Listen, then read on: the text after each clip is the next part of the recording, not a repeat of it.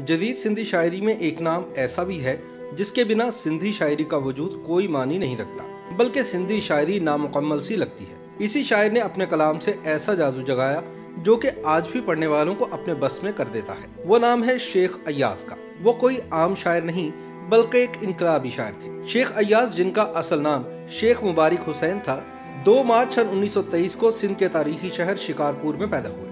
शेख मुबारक हुसैन ने दुनिया अदब में शेख अय्याज के कलमी नाम से शोहरत दवाम हासिल की। शेख अय्याज अपनी सवाने उम्री में लिखते हैं कि कॉमरेड सोभू एक मरतबा इन्हें निशात सिनेमा के करीब रिहाइश पजीर कम्युनिस्ट रहनुमा आई.के. गुजराल जो बाद में इंडिया के वज़ीर आज़म मुंतखब हुए, उनके पास ले गए और तारुफ करवाते हुए कहा, इनसे मिलिए, ये हैं हमारे सुर्ख शायर। इस पर गुजराल ने कहा कि मुझे कोई सिंधी नज़म सुनाओ ताकि मैं इसकी रवानी और मौसीकी का अंदाज़ा लगा सकूं। मैंने उनको ओ बागी और राजद्रोही सुनाई तो वो काफ़ी खुश हुए और कहा कि तुम शायरी में चंद्रशेखर आज़ाद हो। याद रहे कि चंद्रशेखर भगत सिंह के करीबी साथी और इनकलाबी थे। शेख अय्याज बचपन ही से फिक्री हवाले से मजबूत जहन के तौर पर उभरे। उनके इनकलाबी ख्यालात स्कूल के ज़माने से ही पनपने लगे। 20 बरस की उम्र में बकौल उनके इश्तराकियत का मुताला उनका खास मौजू रहा। सन 1954 में जब मगरबी पाकिस्तान के चारों सूबों को 1 यूनिट करार दिया गया तो सिंध में इसके खिलाफ अवामी रद्द-ए-अमल सामने आया। अदीब, सहाफ़ी और वकला भी सियासी जमातों के हमकदम थे।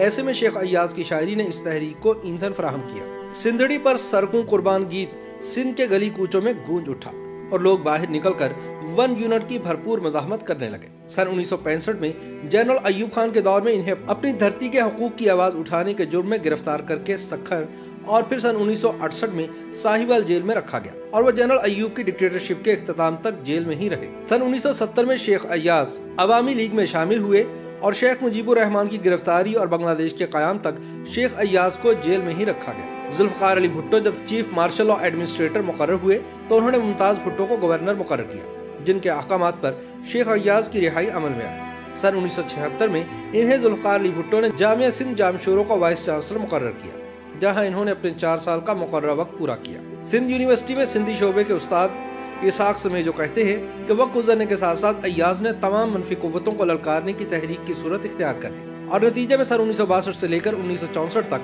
इनकी शायरी के 3 मंजमुओं पर पाबंदी आयद कर दी गई। वो कहते हैं कि शेख अय्याज अपने दौर का एक ऐसा बागी और गैर रवायती शायराना इनकलाबी किरदार है जिसने उस वक्त राज तसव्वुरात के महलों में दरारें डाल दी। अपने दौर के उन ख्यालात, तसव्वुरात और अकीदों को चैलेंज किया जो इंसान की खुशी, तरक्की और आज़ादी के दुश्मन थे। उनके यहाँ इंसान की अज़मत सबसे ज़्यादा काबिल एहतराम थी, इसलिए उन्होंने किसी मजहबी फलसफे और अकीदे को इंसानियत पर फौकियत नहीं दी। ये वही वजह थी कि लातादाद रिवायत परस्त हल्के उनसे नाराज हुए। शेख अय्याज पर बगावत के इल्जामात, मजहब और मुल्क दुश्मनी के इल्जामात और मुकदमात बने और असीरी के दिन भी देखे। दिलचस्प बात यह है कि इश्तराकियत के हामी, सियासी मुज़ाहमत की अलामत समझे जाने वाले शेख अय्याज जिंदगी के आखिरी अय्याम में मजहब की तरफ रागिब हुए। फैज अहमद फैज और जालिब की तरह इन्होंने भी दुआएं लिखी। शेख अय्याज के मुताबिक दुआओं की किताब से जाहिर है कि दुआ लिखते वक्त मैंने पूरी इंसानी ज़ात को जहन में रखा।